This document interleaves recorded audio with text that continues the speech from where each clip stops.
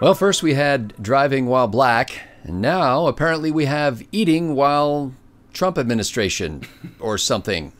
I'm Scott Ott with Bill Whittle and Stephen Green, and this episode of Right Angle is brought to you by the members at BillWhittle.com. Gentlemen, it seems like in recent days, members of the Trump administration have a hard time going anywhere or doing anything, even in the privacy of their own homes, without being harassed by crowds. And it's not just the Trump administration itself, it's even friends of Trump, like Florida Attorney General Pam Bondi, who went out to see a movie with her boyfriend and was surrounded by a cordon of protesters who were screaming at her because of what's going on at the border in McAllen, Texas, even though she's in Florida. And Sarah Huckabee Sanders goes out to the Red Hen restaurant and is not only, Stephen Green fills me in on this, saying not only was she asked to leave that restaurant, which she did politely, but that owner of the restaurant followed her down the street to the next restaurant and continued to harangue her. Gentlemen, we have seen 4 or 5 now major associates of the president being dogged in public. And it's on a day such as this that I stumble upon a New Yorker article by a guy named Andrew Marantz talking about when Milo Yiannopoulos went to Berkeley and the challenge to the unalloyed support of free speech that proved to be. And basically the whole article, guys, is about how we need to start questioning whether free speech should just be just untrammeled, and whether there need to be sensible limits on free speech, because after all, it cost Berkeley a lot of money that week in police protection and other things. And Berkeley was running a $100 million deficit at the time. And this all comes to fruition, as an old friend used to say, with the speech of Maxine Waters, a believe it or not, member of Congress, who stood up in front of her supporters and said this, and I want to quote her, so I'm reading off my screen here. If you see anybody from that cabinet, meaning the Trump administration, in a restaurant, in a department store, at a gas station, you get out and create a crowd and you push back on them. Tell them they're not welcome anymore, anywhere. So, gentlemen, the point of the New Yorker article was that because in the Supreme Court's Brown versus Board of Education decision, they basically decided that segregation of schools was a bad thing because it caused psychological damage to children and others. Have we now gotten to the point where we need to start looking at some restraints on free speech? It's hitting both sides, but obviously it's hitting the Trump administration harder. Is it really? Remember, Bill, the old idea that my right to swing my fist ends at the point where your nose starts? What if it's just a psychological punch to the nose? Don't we need to be concerned about that too? And don't give me your precious snowflake speech. Don't, seriously, people are getting really like up in arms about this. Don't we need to consider some limits? No, that's the short answer. And now I'll proceed to explain myself. If you begin to take a role where if you can't understand the difference between physical harm and emotional harm, psychological harm, the entire essence of the sticks and stones may break my bones, but names will never hurt me, wisdom that was baked into this culture at one time, if you don't understand the difference between those two things, you've got a perception problem, and perhaps you should seek psychiatric help. Listen, you do not have a right not to be offended. And the problem with saying, well, we can't say this, or maybe this is not appropriate, is that means somebody decides. And once somebody has decided what can be said and not said, then the game's over. Then it's all completely there. So it's okay for that crowd to surround Pam Bondi and start shouting in her face. Let me get to something here. There are 2 different things at work here, and we need to be sure that we understand them. Actually, probably 3 different things. There's a difference between freedom of speech and civility. And we're about to learn the difference, I suspect. We're already learning the difference. The nice thing about having a set of values that makes sense is you can refer to them consistently and find an answer to something that seems complex and realize, yeah, this is the answer. So let me just walk you through a couple of the examples that you gave. I think the person who owns the restaurant has the right to say, we don't like your president's policies and you're not welcome here. I think a person who runs their private business has the right to do that. Absolutely. If you don't agree with that, if you say that the restaurant had to serve her, then you're saying the guy has to bake the cake, right? It's the same thing. So if he doesn't want to serve Trump administration officials at that restaurant, he's got a perfect right to do so. He does not have a right to go out onto the street and into somebody else's restaurant and then convince that person. That's harassment. There are laws against harassment. We have laws against harassment. That's not speech, that's harassment. That is something different. As far as the people in the restaurant go, I think they have a right to say what they were doing and get, as long as they didn't touch the person, I suppose they have that right in public as well. And I am defending the right of free speech here, but I am also saying that if you live in a society where civility goes away, you won't have that society for long. And this is the point that we need to talk about. It's not lack of free speech, and it's not the presence of free speech. It's civility. Just quickly, since you mentioned the Milo thing, is because I also happen to believe in the idea of fighting words. I think there are such things as fighting words. I think there are things that if somebody said to my face, then that would promote a physical response for me, and I think that's appropriate. I think that's I don't want to live in a world where you can be in a restaurant and somebody call your wife a filthy whore or something, and your only recourse is to simply raise your nose. So we're suffering from a lack of civility, not from an overabundance of free speech. The Milo thing is interesting because you could make the case that Milo was offering fighting words, but my personal feeling about this is that fighting words only apply to me. If somebody's standing up in front of a group of people saying something that I find offensive, those are no longer fighting words. They're not directed at me personally, they're directed at a group. I don't have the right to take physical action in that case. So the long story is this, Scotty, what the left is doing is they are injecting political activism into every aspect of life. And we remember back in the Obama administration when they were saying, take this opportunity at Thanksgiving to tell all of your family members about how awesome Obamacare is, right? And we found that repugnant. And it splits up a bunch of families. What the left does, they politicize everything. So my first answer to this would be, now you want to know, you're really curious to know why we don't want to give up our guns to you people? We're not doing this to them. So I'm sad to say that I think the strategy that we have to accept is the one that I've reluctantly come to accept for the last several years. If we're fighting, we fight honorably. We fight an honorable fight. If we're fighting dishonorable opponents who fight dirty, then we have to be prepared to fight them on their level or we lose. And it's just that simple. So we remember when Mike Pence attended a performance of, what was it, Hamilton. Madison? Hamilton, sorry. Madison's probably in production. I'd pay to see that one too. And they stopped and said, at the end of the show, I thought that was inappropriate. I thought it was uncivil, but I don't think it was illegal. Now, as it turns out, Robert De Niro got up at the Tony Awards and basically said F Trump, and everybody applauded. I think that was uncivil and not illegal. I think he had a right to do that. Somebody went to one of Robert De Niro's shows not long after that and held up a American flag or had a MAGA hat or something and disrupted Robert De Niro's show. Now, I don't think that was illegal either, although I think it was uncivil. So these people are going to have to decide whether they want a genuine, not a civil war, Scott. They're going to have to decide whether they want a civility war. And this is not a two-sided sword. This is all on their side. If they want a civility war, I think we have to give them one. I don't think we just keep taking it. I think if Robert De Niro wants to say F the president, and then somebody wants to show up in the middle of one of his shows and start waving a MAGA flag, this is the result of you politicizing something that shouldn't have been politicized in the first place. And I can sum all of this nonsense up by just saying this. It is appropriate for somebody to take heat and anger at a town hall meeting because that's where politics are conducted. And if you want to go to a town hall meeting and yell and scream at that person, that's what it's for. But if you want to take it into the restaurants and stuff, this is what Kirk Schlichter says, right? He says, you're not going to like it if we start playing by your rules.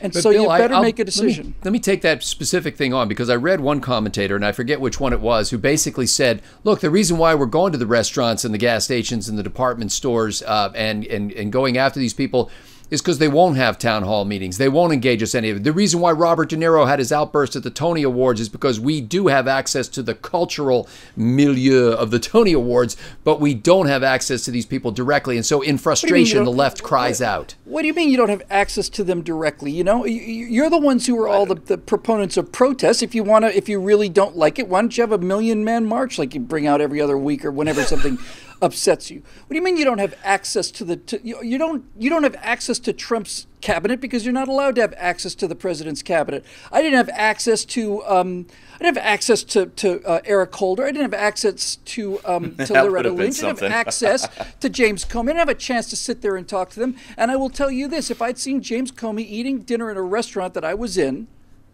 I would not walk up to James Comey in the restaurant and say, "You should be ashamed of yourself." I'd wait till he was going out to his car, and I'd do it then. And Steve, that's an interesting idea, because as Bill was talking about this, I thought, what is it? Is there something peculiar about me or my generation or the fact that I was raised by my grandparents? You know, this is how much I'm on Bill's team with this idea of, like, if you saw an official you disagree with in public, you wouldn't give him a hard time. I ran into James Carville once in public. Okay, James Carville, who was like Bill Clinton's right-hand buddy, who was, you know, crafting his public relations strategy, and this weasel, the economy James, stupid was James Carville. Yeah. And I saw him in a hotel lobby, and I actually walked up to him, shook his hand, and I said, "Mr. Carville, I disagree with just about everything you say, but I really respect the passion with which you say it." And I smiled. I smiled at him, and he goes, "Well, thank you." Like, he didn't quite know what to make of it. But, like, I never would have. That's because we're better people than they are. Well, I don't know. And I mean, that's evidence of it, Scotty. Yes. I mean, I went to a concert the other night, and Kenny Loggins was playing this concert. I was upset because people were talking during the music. Like, not because they were disrupting me, but because I thought it was disrespectful to Kenny Loggins. And so, Steve, here's the, you think, okay, shouldn't there be some sort of, maybe it's not a law thing, but maybe this common, where are we going to find a common ground of civility like this? Here's a woman named Judith Butler, cultural theorist and Berkeley professor. I guess you never suspected that she'd be a Berkeley professor when you heard she was a cultural theorist. And she says this about the First Amendment. She says, "We should perhaps frankly admit, if we're saying that the First Amendment is an absolute, we should perhaps frankly admit that we've agreed in advance to have our community sundered, racial and sexual minorities demeaned, the dignity of trans people denied, that we are in effect willing to be wrecked by this principle of free speech." Isn't that true, Steve? Fascist. I would like to share with her 3 tender words that I like to express at times. This is a family show. Oh, shut up! Oh, those were not the 3 I was going to. Those were not the 3. I cleaned it up. My 3 began with the word "go." And of course, I don't actually mean that, because she is free to be a blathering idiot.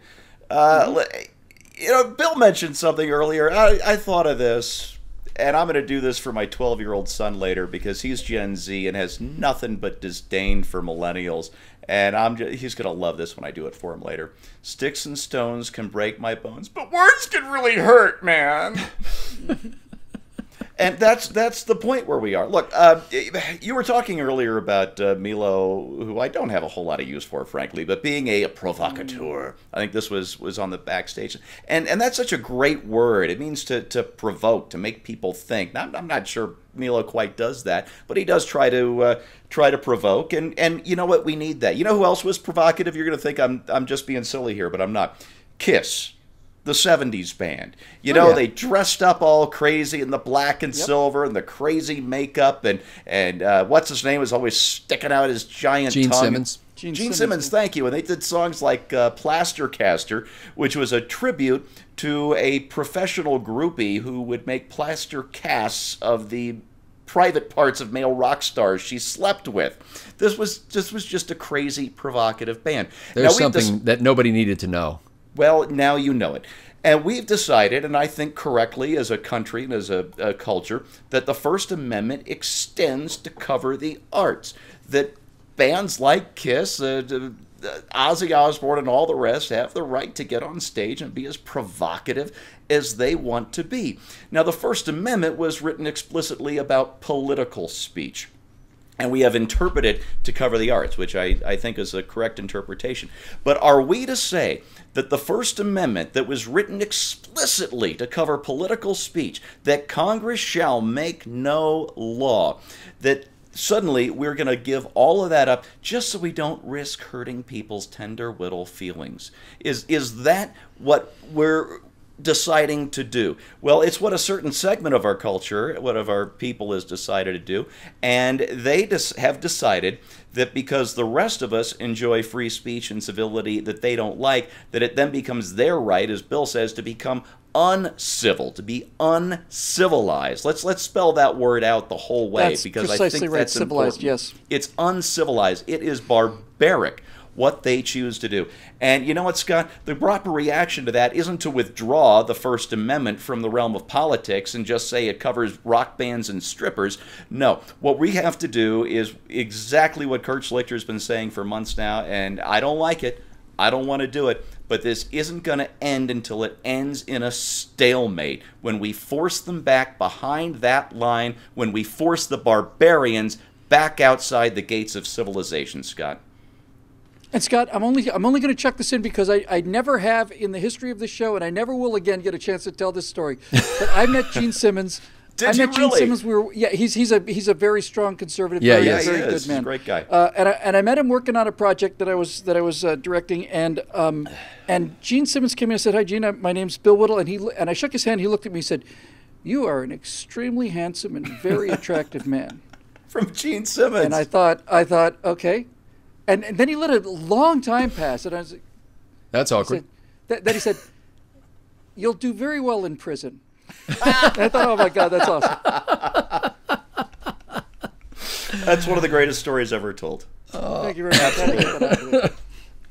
Excuse me. Well, I know that there are some people who are going to see this video and who are going to say something to the effect of, enough is enough. We're not going to take it. No, we ain't going to take it. We're not going to take it anymore. And we are going to begin to adopt the tactics of the left. That's the only way we're going to be able to silence these people or stop these people from their uncivil behavior, is to behave uncivilly ourselves. I can't see doing that.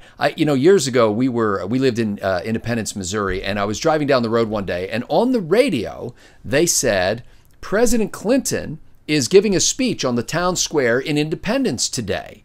And by golly, we were like right outside of Independence at that point, and we could see that there was traffic backed up on the exit to get down into the town. And at that point, I said, hey, it's the President of the United States. Let's go see the President of the United States speaking. Now, we both had no respect for this guy and didn't personally, and thought that he was a terrible President of the United States. As it turns out, we were unable to get in. Like, you had to get there 4 hours in advance to go through the security, process and everything. So we couldn't get in. But I was going there because it was the President of the United States. We would have gone and we would have listened respectfully and left and probably told our children that we got within, 100 feet of the President and got to hear him speak. It doesn't even occur to me to try to shout down somebody in public or to humiliate them in public. I ran into Al Sharpton. Some of you may know the Reverend Al Sharpton in an airport in Washington, D.C. once. I'm walking along, and he and I are walking right past each other. He's alone, I'm alone. And I thought, hey, that looks like Al Sharpton.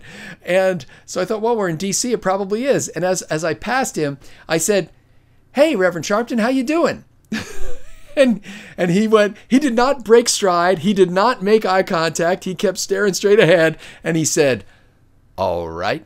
And he just kept going. But I thought, it's not within us, I don't think, for most of us anyway. It's not within us to mistreat other people simply because we have a disagreement with them. I totally support the right of the Red Hen restaurant owner to dismiss or ask Sarah Huckabee Sanders to leave. That's fine. People can go up and talk to other people in public, especially elected officials, and I'm sure you don't expect it to be left alone after you just spent months trying to get that office. But I think at a certain point, we need to be the example.